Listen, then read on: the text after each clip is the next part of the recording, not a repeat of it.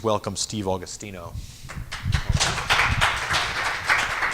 All right, well, thank you very much, and I want to thank you all for being out here. You guys are the hardy ones. You've stuck around for the second to last lecture and the legal lecture. I'm trying to make it not very dense. I want to make it accessible for all of you, and hopefully very insightful for you. I did have some Tom Petty help on this, which would help to illustrate each of the 10 tips, but that's not working right, so we're just going to do the best that we can with this. So let me start with, first of all, we're talking about mobile. Why is mobile different? Well, I have up on here on the screen the reasons why the legal challenges are a little bit different with mobile. You got the phones with you all the time. The biggest one is that the screen size is very small and getting the notice out is very difficult. But as a practical matter, let me explain to you why mobile is different this way. You guys know this as well. You know, I love my wife. I've been married for a long time. But you know, I think I love my Android phone almost as much as I love my wife. And I'm two-timing on my Android phone because I've got an iPhone too. Okay, so I love these devices. I spend a lot of time with these devices. These devices are with me everywhere and almost all the time. That's the reason why mobile is different. That's some of the challenges as well, because that means there's additional data available about your phone and about you through the phone. Couple different things on the legal landscape so you can see the picture of this. It's a 20-minute talk. I don't have time to go into all of these. I want to get to the tips. I want to talk to you about this. But you have to understand here, the real challenges for mobile devices is that everybody regulates it. And I'm only talking here about the United States. When you go overseas and you go to other countries, you've got a whole additional legal landscapes for this. And as you know, when you deploy your mobile games, you want to go everywhere. And so you're dealing with a whole mesh of privacy regulations that you have to deal with.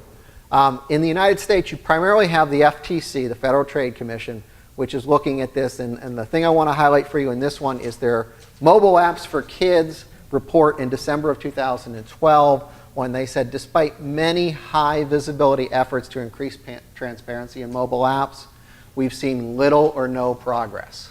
Little or no progress. That's a warning of enforcement, folks. Watch out for this. They're frustrated with where things are. The Federal Communications Commission has jurisdiction as well.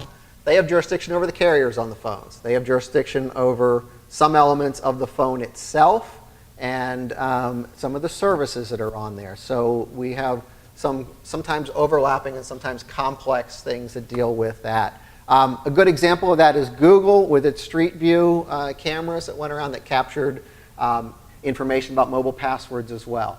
The FCC, in addition to the Federal Trade Commission, in addition to the European Union, investigated Google with that and actually sanctioned Google, not for the investigation ultimately, they sanctioned them for not fully responding to the FCC. So there's a lot of elements in this. The last one on here, there's a declaratory ruling on mobile devices that I will cover in one of the tips, so we'll come back to this. So that's two entities that are regulating your mobile phones and your mobile apps.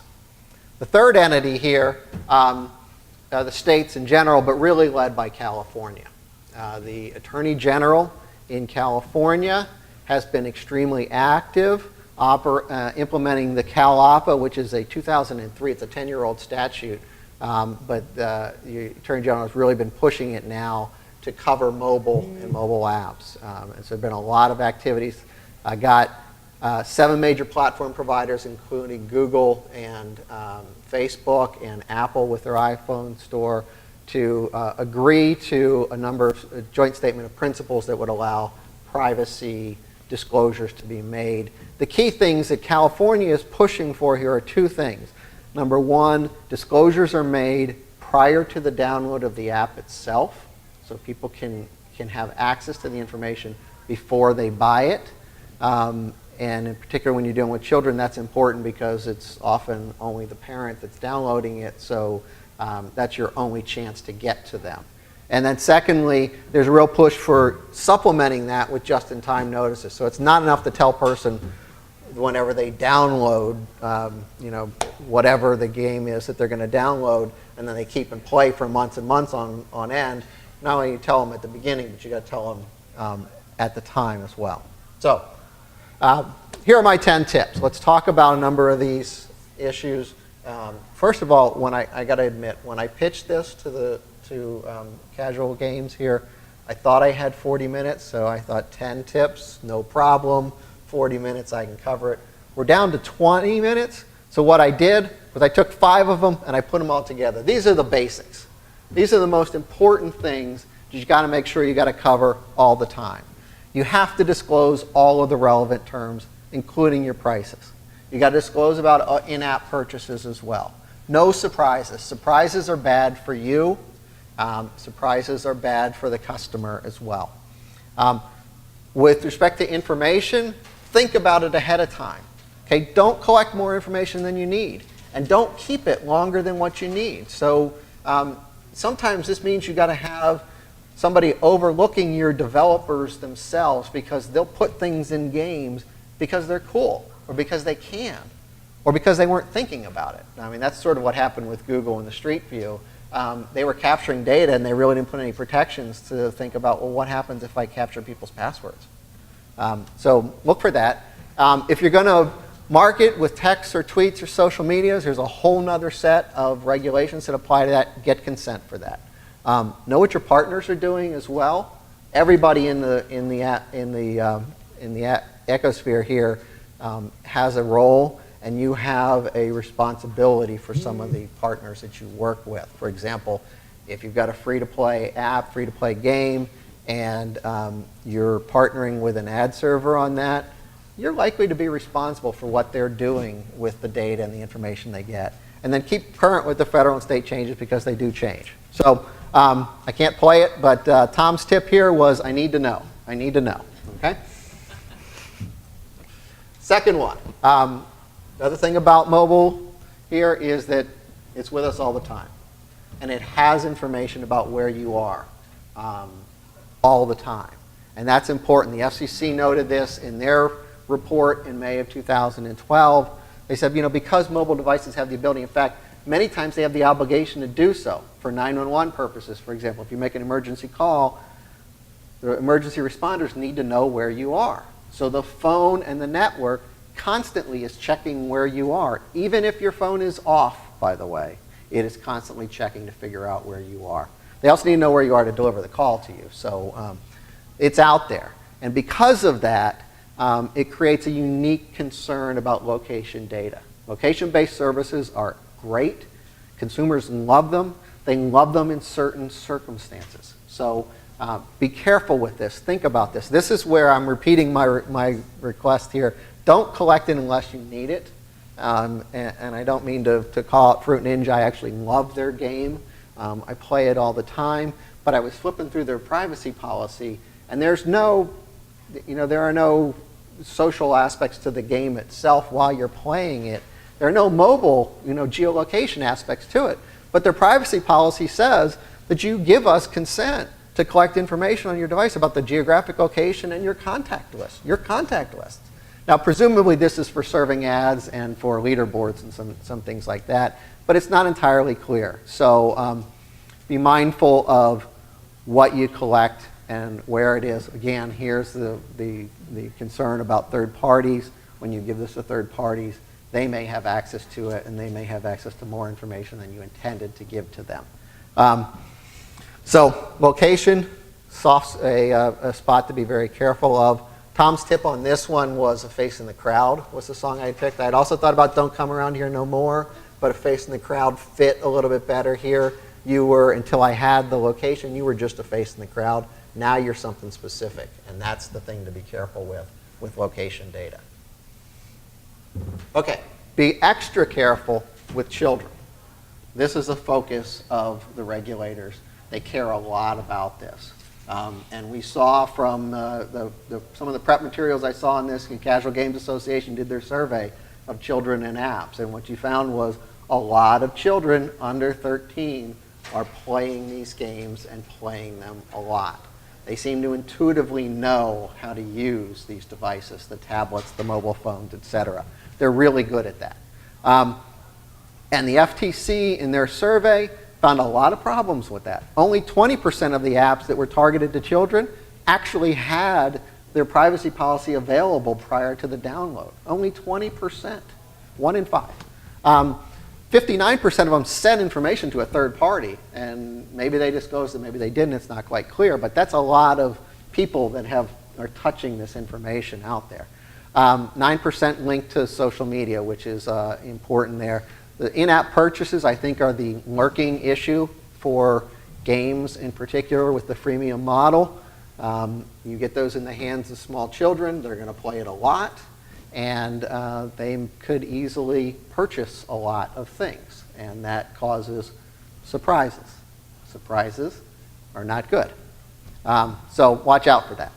Now, in terms of the legal changes here with respect to COPPA, the FTC just changed its rules in July, effective July 1st. COPPA is the regulation for Children's Online Privacy and Protection Act.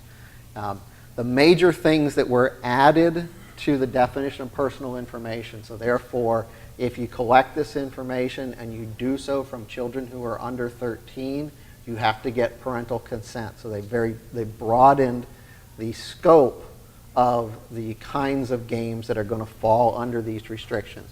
Generally, what I've found with most developers is their goal has been, let's make sure I don't have to comply with these. So let's not target it to children, let's not have it available for those who are under 13. My privacy policies, they all say, you can't do it if you're under 13, but come on, what we know is that kids are aware of that as well, and they often put in a date on there. So, new things you got to watch out for: location data, your city and state. If you're a child and you report that you're from Gaithersburg, Maryland, where I'm from, that's part of personal information. You can't collect that without getting consent. Things that are available on the phones very easily: photographs, video, audio, anything like that that shows a child. That's personal information now. That's new. Persistent identifiers on the device, the mobile device ID, the cookies, those types of things that allow you to integrate, for example, to have the same experience on the laptop as you do on the game. That's enabled by a persistent identifier. If you collect that information from a child under 13, the COPPA restrictions apply to that. So you've got to be careful with the way in which you do that. Many more places where you can trip up with respect to this. All right, so next here. If you do, we just had a presentation a little bit earlier on this from one of the companies that is a platform and works with the carriers and allows you to discover games, play games, and charge it back to the carrier on that. That's great. That's a wonderful thing. Many other companies are trying to do the same thing. To understand, though, the FCC has jurisdiction over those carriers, and there is a special set of privacy rules that apply to telephone services. It comes with a terrible acronym of CPNI, Customer Proprietary Network Information, but it means privacy. And it's been around for a long time. The FCC regulates this. It has a different set of rules from what you might intuitively see. The important thing here is the FCC put out there that on the mobile devices, they are responsible, the carriers are responsible for the information that they cause to be collected. Either they collect themselves or they direct a party under their direction and control to collect. So if you're partnering with a carrier and you collect information, that carrier is going to be responsible for that. So expect that there's going to be a lot of restrictions that come together with that. The wireless carrier has to take reasonable precautions to protect against the unauthorized access of that data, whether it's in their network or it's on the phone, which means they have to watch out to make sure that the data can't be hacked on the phone by another app that's downloaded to the phone. So there's going to be extra requirements that you have to take with respect to this if you partner with a carrier. Now, diagnostic things like carrier IQ, customer support purposes, things to make sure the network runs, those are all permitted. The FCC went out of their way to say if that's the only thing you're doing. But again, if the carrier or its designee has it, you got to be careful here. Now, for this one, I had played, this was a recognition of the old relationship that people had, or the old viewpoints with respect to the carriers themselves, and it was kind of a troubled relationship between app developers and mobile games developers. and the carriers. And so I was playing here, it was Change of Heart, which was, I fought for you, but I fought too hard, and I thought about it, and there's been a change of heart. I'm not really into it anymore. That's what this one was here for Tom. So working on it. Now, industry codes. Next tip, this is actually my 9th tip here. There's been a trend, an increasing trend, to develop these codes and to rely on these codes as a safe harbor. That is, if you're in compliance with these codes, then you can expect you're not likely to get government enforcement, even where the rules are not perfectly clear. So for example, you know, the Mobile Marketing Association has guidelines for sending texts and tweets. If you're going to send that, you should follow those guidelines. CTIA, the Wireless Carriers Association, has guidelines for billing services on their phones. If you're going to work with carriers, you should follow the CTIA guidelines. There is a new set of guidelines that's being run by a division of the Department of Commerce, NTIA, on mobile privacy. And just this last week, they actually agreed, and I put agreement in quotes because not everybody who agreed at the meeting agreed that they did agree. So watch out for that. But they were have been trying to develop short form notices for different areas of information. And what they've come up with is identifying a number of areas: biological information, location information, health information, that kind of thing. And then they want notices that are common so that users, customers will see those and understand them. One of the big fights is that should this be modeled after the FDA nutrition labels, or is this really an ingredients list? That is, should you have to report in these 5 areas everything, even if it doesn't apply, and you put zeros for those things? Or should you just list the ingredients that you have in your own device? And that has not been decided yet. The only thing they've decided so far is that they're moving towards trying to encourage developers to start coding this information to see if it works, to see if it makes sense. Next up for them there on industry guidelines is they're going to look at facial recognition, another lurking issue. More and more, it's easy to identify faces. Particularly if you have access to contacts and other information, you can kind of mix those things together. They're not quite sure what rules really are going to apply to that. And so you're going to start seeing more discussion of this, probably through industry guidelines and codes. Tom's song on this was dependent on you. That is, if you're following one of these guidelines, you're dependent on those guidelines to protect you. And that's what I think you really should do. Last one, surprise, might be a surprise to you.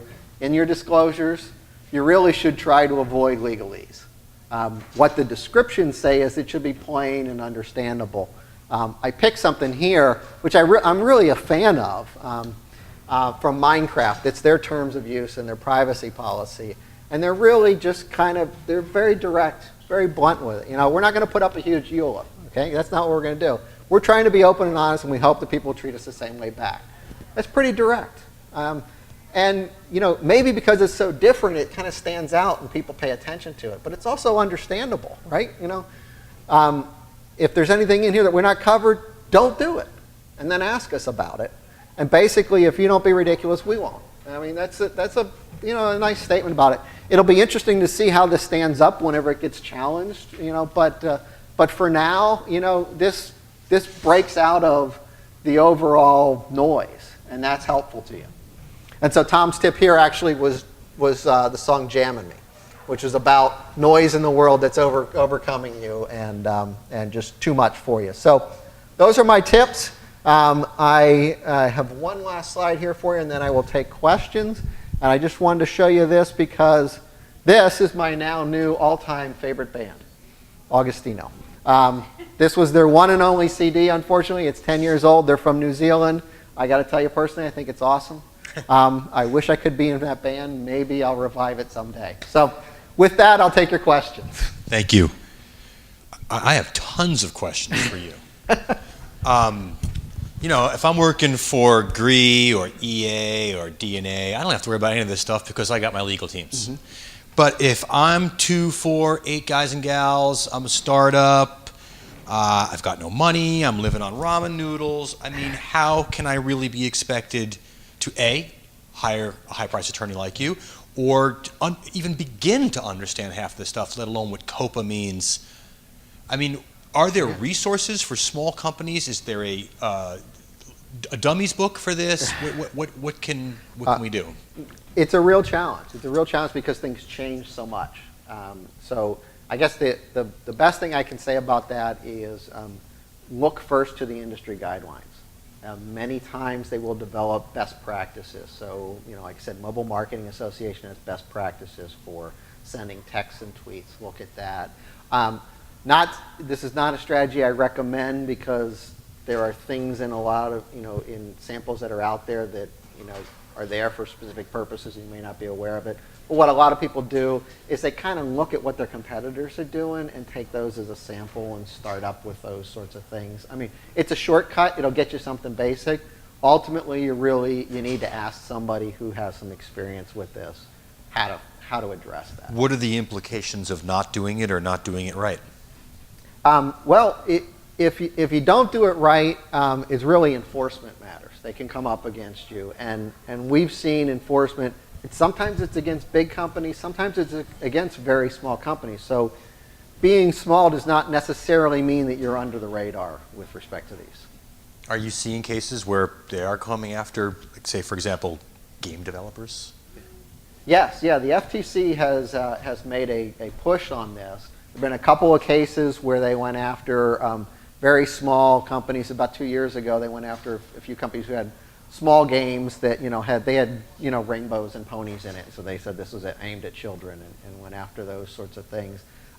They also sent last month, 2 months ago now, letters to hundreds of carriers, or hundreds of game developers rather, and other app developers saying, we've noticed that you have these sorts of things in it. I want to let you know that the rules have changed. You should shape up. And that went to a pretty broad segment of the industry. And would they realistically follow up to see if they've shaped up? And are we talking large fines or slaps on wrists? I think most people just feel like, what's going to happen to me, really? Yeah. Well, there can be fines. A lot of times, what they're really looking for is somebody to agree that they're going to change their practices and to agree to a set of practices and guidelines that they will follow in the future. Remember, the government sometimes is just looking for a target that they can use as an example. So it may be a small company. That doesn't matter, because once they do that, then all the lawyers like me are out there saying, well, there's this case here, and we're advising everybody else, here's what you need to do. Keep in mind, with Facebook and with Google, the FTC signed an agreement that runs for 10 years in each of those cases. Okay. Other questions? So as far as notifying people about our privacy policies, terms of use, and so forth, is it putting it on our website enough, or do I need to put something in the app itself? Yeah. Well, I think putting it on your website is the minimum what you're looking for right now. If you look in the app stores themselves now, you see that when you scroll down on the game, there is a place for you to put a link to what your privacy policy is. So that will function as the disclosure before the purchase. The consumer has the opportunity to see that. It's on your website. You link to it in the app store. That's your first line of defense. The unknown area, and I may have different advice in a year and a half, 2 years from now, is this concept of the just-in-time disclosures. You may need to do more. It's not just when you download it. It may be that now when they start to use that feature, you may need to pop up and remind them, hey, you consented to this. We're going to collect location data. So that's unclear yet if you really have to do that. The policymakers are trying. You can see that's their preferred objective, is to get to that point. Anything else? You have I think we can do free attorney time here. Right? I'll do as many as you want, but you tell me how much time I have. You've really got a minute. Okay. We have one more session. Go ahead. Back to the Fruit Ninja example, I think. We have some stuff in there that's not clear. So location-based and friend list. If I need this stuff and it's not clear for what I need, should I specify it in this text? Or what would be the solution for the Fruit Ninja problem. Yeah. My first recommendation is to go back and think, and I don't want to talk about them specifically. I'm just going to talk generally for someone that's collecting it. My first recommendation is think about whether you really need to collect that data. If you don't need it for gameplay, if you don't need it to make the game cool, don't collect it because it's just a big risk. All right? But if you do feel you need it for some certain feature, then you've got to disclose that you're doing that. And our approach in the United States is not to have prohibitions. You can do just about anything you want as long as you tell people you're going to do it and you get their consent. I was just telling somebody else, it's almost like I can punch you in the face under this approach. If I tell you ahead of time, I'm going to punch you in the face, and then you say okay, then I can do it. There's no prohibitions, and that's the way our privacy works here. There's no prohibitions. It's user disclosure and consent. Those are the key elements. Thank you. Okay. Thank you very much, Steve. All Thank right. you. Thank you very much. And we will convene our final